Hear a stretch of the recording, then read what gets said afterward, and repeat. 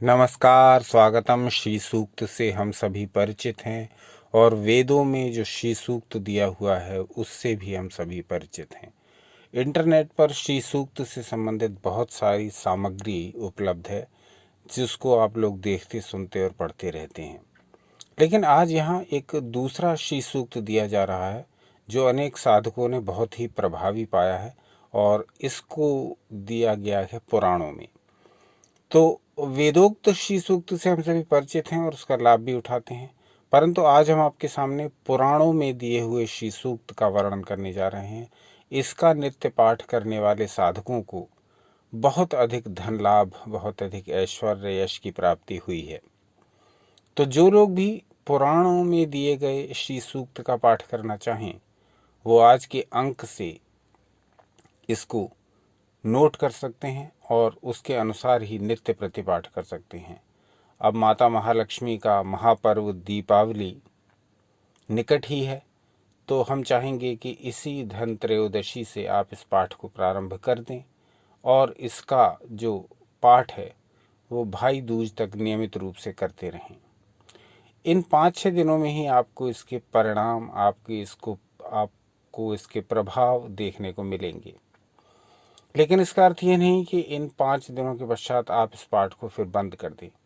इस पाठ को नियमित पूजा के रूप में सम्मिलित कर लें, अपनी दिनचर्या का ही एक भाग बना लें इस पाठ को।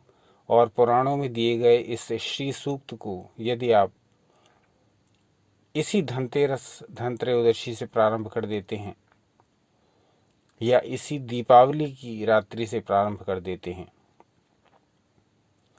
तो अगली दीपावली आते आते, अगली धनतेरस आते आते ये आपके जीवन को निश्चित रूप से बदलने वाला प्रयोग सिद्ध होगा। बस पूरी श्रद्धा, पूरी आस्था, पूरे उल्लास, पूरे आनंद, पूरे विश्वास, पूरे समर्पण, पूरी एक चित्तता के साथ आपको इस पुराणोक्त श्री सूक्त का पाठ करना चाहिए।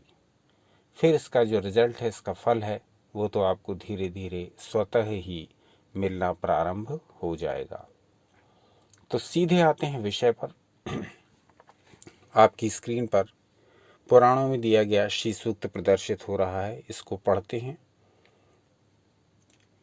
हिरण्यवर्णां हिमरौप्यहारां चंद्रां त्वदीयां च हिरण्यरूपां लक्ष्मीमृगीरूपधरां श्रियं त्वं।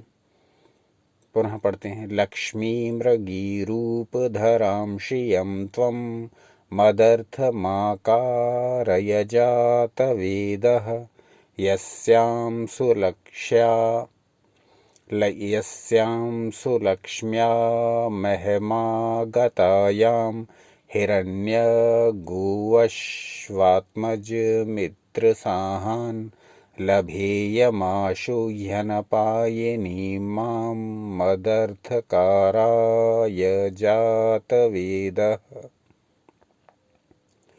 प्रत्यावयेतामहमश्वपूर्वां देवीं श्रियं मध्यरथादियुक्तां प्रबोधिनीं हस्तिशुभ्रं हितेना हूता मया सा किल सेविता वै कांसोऽस्मितां तामिह पद्मवर्णामार्द्रां सुवर्णां वर्णां ज्वलन्तीं तृप्तां हि भक्ता नथ तर्पयन्तीमुपवय्येऽहं कमलासनस्थाम् लोके ज्वलन्तीं यशसा प्रभासां चन्द्रामुदारामुत देवजुष्टां तां पद्मरूपां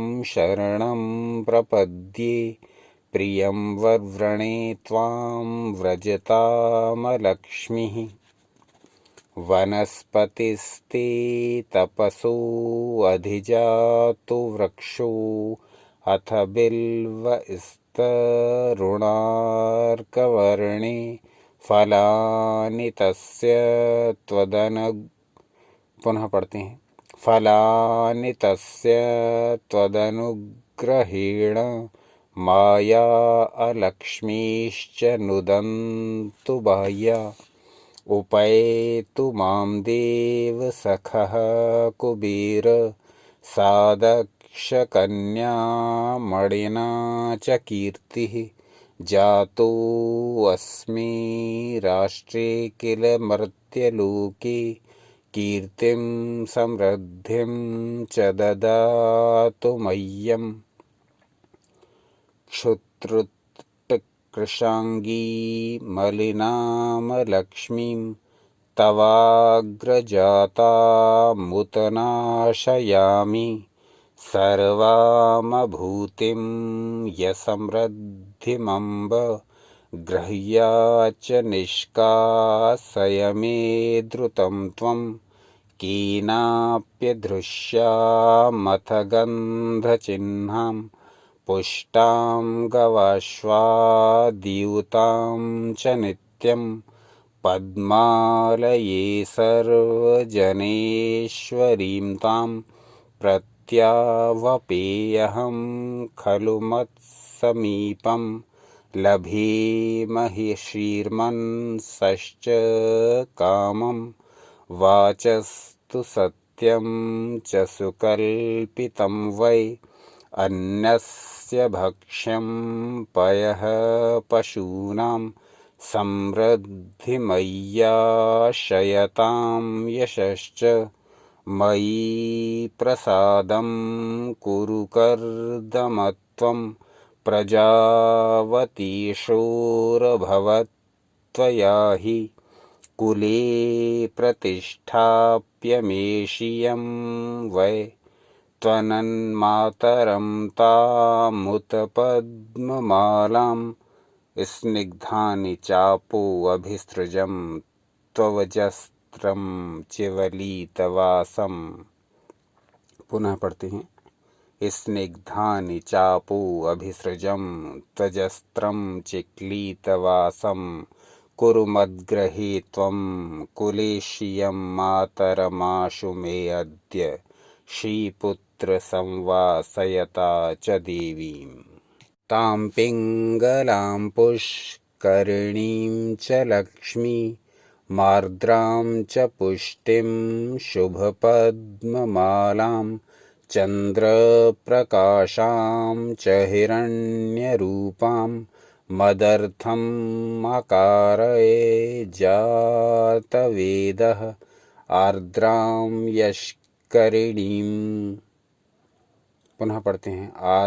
आर्द्रां यष्किरिणीं सुवर्णां तां यष्टिरूपामथ हेममालां सूर्यप्रकाशांश्च हिरण्यरूपां मदर्थमाकारय